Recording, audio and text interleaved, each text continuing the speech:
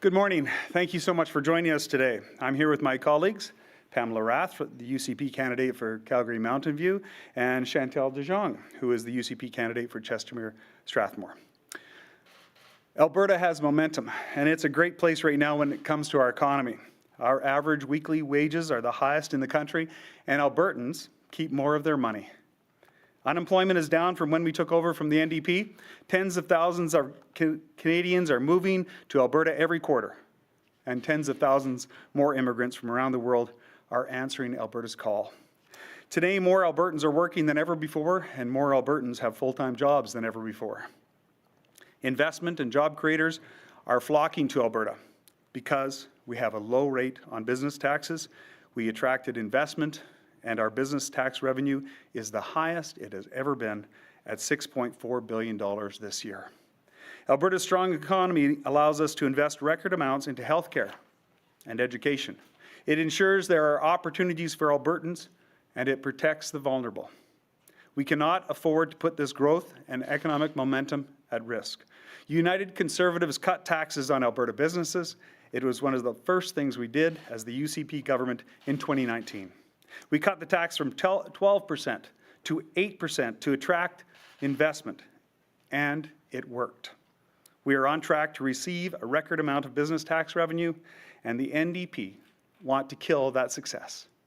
The NDP brag about how they're going to raise taxes on Alberta businesses.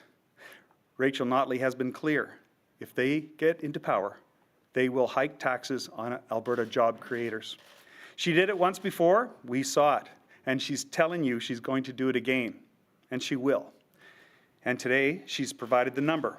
The NDP will hike business taxes for large job-creating corporations by 38%. It's the NDP killing jobs in Alberta again. Let's recap what happened the last time Rachel Notley piled on taxes on Alberta businesses and job creators. When the NDP came into power, Alberta's unemployment rate was one of the healthiest in the country.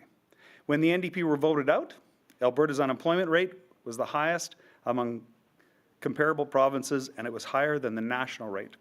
The lowest unemployment rate the NDP ever had was the rate they started with when they took office in June 2015. By the end of their term, unemployment had increased. In Calgary, the business hub of Alberta, the unemployment increased under the NDP from 6.6 to 7.4%.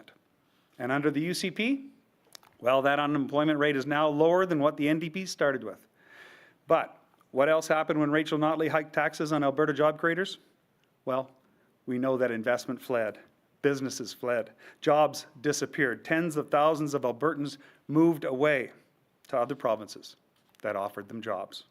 And NDP ministers, well, I was there.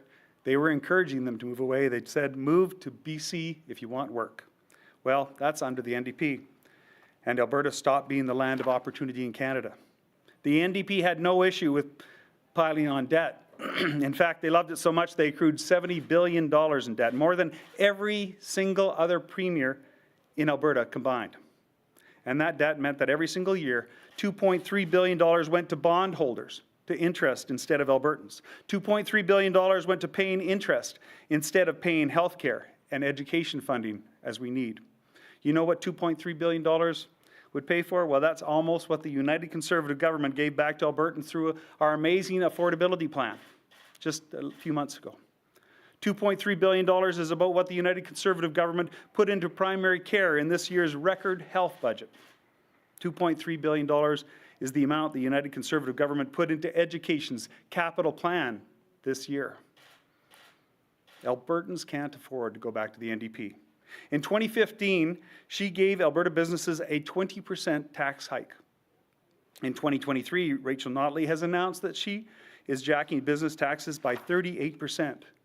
Wow, 38%. She wants to take business taxes from 8% to 11% in one fell swoop. That is an investment killer. For the last few years, major corporations have been making major announcements about moving to Alberta. I've talked to many of them. Dow, $11 billion in investment. Air Products, 2,500 jobs. De Havilland, 1,500 jobs. And so many other projects that are in exploratory stages. So many others. Other major corporations were looking at the industrial heartland and the Greenview Industrial Gateway to set up shop. and to attract investments based on our access to inexpensive natural gas and low taxes. Alberta doesn't compete with other provinces in Canada for these investments. We compete with Texas and Louisiana, and for the last 4 years, we have been very competitive, and they're looking seriously at us. You can invest in Alberta and have the advantages of a world-class workforce, free public health care and competitive tax rates, affordable homes.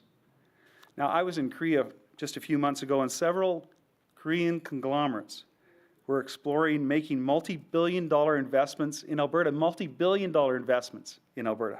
I can tell you that a 38% increase in Alberta corporate taxes does not attract businesses here. It does not make Alberta a better place to invest. You lose the investment, and you lose the jobs, and you trickle down, lose the growth in our economy. It is the world coming to Alberta to invest that makes Alberta prosperous. Today, the NDP have told the world that we don't want their investments. That is not the case. And that doesn't just hurt Alberta businesses. Their statement hurt Alberta families. And that hurts all Albertans. It puts jobs and livelihoods of Albertans and Alberta families at risk. Alberta can't afford the return of the NDP. I'm happy to take any questions. Thanks, Brian. We're going to start on the floor, so we're going to go through all questions, and then if we have time, we'll do some follow-ups. So, Cian, go ahead. Cian Bexty with the Countersignal.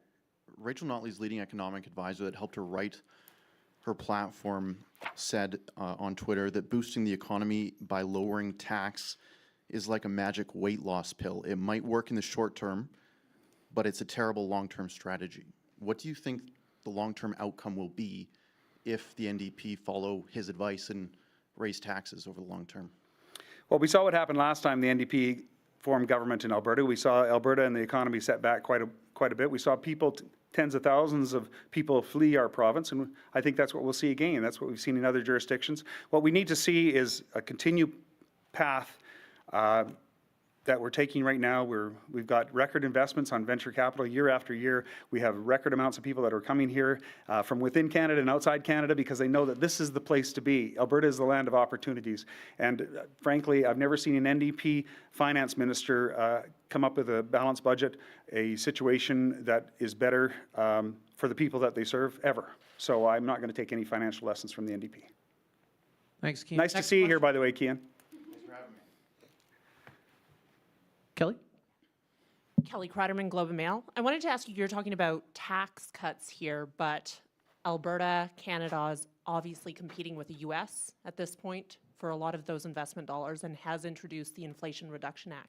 What specific policies might the UCP consider to attract investment here that might be more in the way of carrots? Well, you know, first of all, we have to make sure we don't pick winners and losers, and we treat all businesses as much as we can in an equitable fashion. That encourages certainty and encourages them to come back. I've had the opportunity to talk to Dow Chemical and to many other businesses that have identified, frankly, taxes as being a significant encouragement for them to come to Alberta and set up shop here. So low tax jurisdiction is one of the things that I hear on every single meeting I have.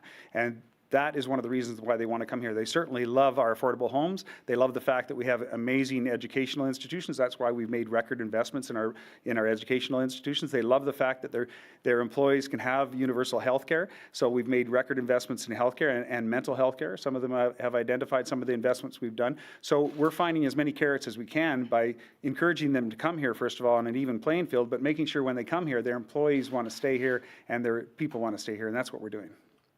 All right, we're going to head to the phones. If you have a question on the phone, just asking callers to press *1 to join the queue. Operator, put through our first caller. Our first question is from Kevin Green, CTV. Please go ahead. Good morning, Mr. Jean. Thanks for taking my call. This question is on a different topic. Your party has made public safety a priority. This morning, the federal government announced bail reforms, including placing reverse onus on repeat serious offenders and those facing serious weapons offenses, as well as requiring the courts to consider the accused's history and community safety when making bail decisions. Do you think those reforms go far enough? And if not, why not? They do not go far enough. This is the federal government sending more virtual signaling out. The truth is we need jail, not bail. We need to make sure that these repeat offenders stop coming out into society until they're ready to be able to adapt appropriately and respect society. And we see the same people continuing to cause the same problems without any solution, and the federal government's jurisdiction on this matter is troubling because they don't do enough on it. The truth is that we've always had primary and secondary grounds in bail reviews to be able to look at those things. By the federal government sending a few more words down the pipeline to judges, I don't think it's going to do the job. We need to keep these people in jail, and we need to take it more seriously than what the federal government's doing. Operator, next caller. The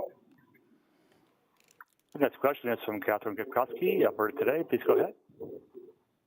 Hi, thanks for taking my question. So in your remarks, you said that part of the Alberta Advantage is affordable housing. There's a study out of UBC today that says that both the UCP and NDP are silent about steps to discourage foreign buyers, empty homes, money laundering, regulation for short-term rentals, reallocating housing as hotels for vacationers. And I'm wondering, are we going to see anything from the UCP to protect that housing affordability advantage? Yes, we're going to see a competitive marketplace where people are building lots of homes, where we have and continue to have some of the most affordable homes in Canada. You know, if you sell your home in Toronto or Vancouver, you can come to Fort McMurray, buy 5 or 6 homes. In Alberta and rural Alberta, you can afford to retire in just about anywhere in Ontario and come out to Alberta, buy a couple of homes and live a great lifestyle. We're not going to apologize for having some of the most affordable homes and some of the best quality of life in the country. In fact, we think what we're doing is working, and it's working well. All right, we're going to go on the floor. Go ahead. It's Hannah Said from City News. NDP came up with a $3.3 billion surplus fiscal plan for the next 3 years without taking into account the oil and gas prices. What do you have to say about that? I again repeat that I can't take any financial lessons from the NDP. I saw them rack up record amounts of debt. I see even Trevor Toombs suggests their numbers from this morning are off by $1 billion. Todd Hirsch, their validator, admitted that he didn't do the analysis. I mean, this is just like the NDP on all financial matters. Let's shoot now and talk about it and plan later. And that's not the way to run a government. People work very hard for their money. They want to have that money to spend on their own families, and we shouldn't tax them to an amount that actually does not help them. And the things the NDP do constantly hurts Alberta families, and we're going to make sure we plan things properly and do it right. Thank you. Operator, next question. Next question is from Arthur Green, Western Standard. Please go ahead. Hello, Mr. Jean. Just got a quick question. Even though Alberta's on fire, is Alberta still calling? Arthur, why did you call me Mr. Jean? You haven't called me Mr. Jean in a long time, but Alberta is calling. In fact, we're calling, and we're so successful that other premiers are asking us to stop because we're taking their people, because they recognize that Alberta is the greatest place to live, work, and play in the world. And next, Arthur, we're going to, if we get the privilege of continuing to represent the people, we're going to call to the international community and make sure wherever we can that we're going to find people that want to be Albertans, that want to join our incredible province here and our incredible lifestyle. So we're going to be calling internationally and making sure that we can support the great lifestyle that we've come to truly love here in Alberta. Operator, next caller. Next question is from Lisa Johnson, Post Media. Please go ahead. Hi, thanks for taking my question. I'm wondering if you can give us any hint as to when we might expect the UCP to offer a costed platform like we saw from the NDP today. Well, the central campaign is in charge of the platform, and the truth is that I've had 3 questions today on NDP numbers, and look at the past from this particular NDP premier and NDP government on their projections, their costing, and the reality. And no Albertan looking at those numbers would ever hire the NDP to be their government again. So I'm not going to take any lessons on financial matters from the NDP, especially not on projections and costings and budgets. Thanks, Brian. Going to take some follow-up questions. Kelly, on the floor, go ahead. Brian, you've been around a lot of campaigns. We're less than 2 weeks away from Election Day now. We're going to have the debate this week. And of course, the battleground is Calgary. And a lot of the question about the election comes down to the leaders of the parties. What does your leader, Danielle Smith, have to do in the debate this week to win the election? I think what she has to do is reach out to Albertans and let Albertans see what a good leader she is. She has stepped up. Some leaders don't, some people don't. She has stepped up and she has really led us in a way that allows us to participate in the governing of this party and of this province. And, you know, I was one of her biggest critics, but I have, I would say, seen a new Danielle in the last 6 months, and it has been a pleasure.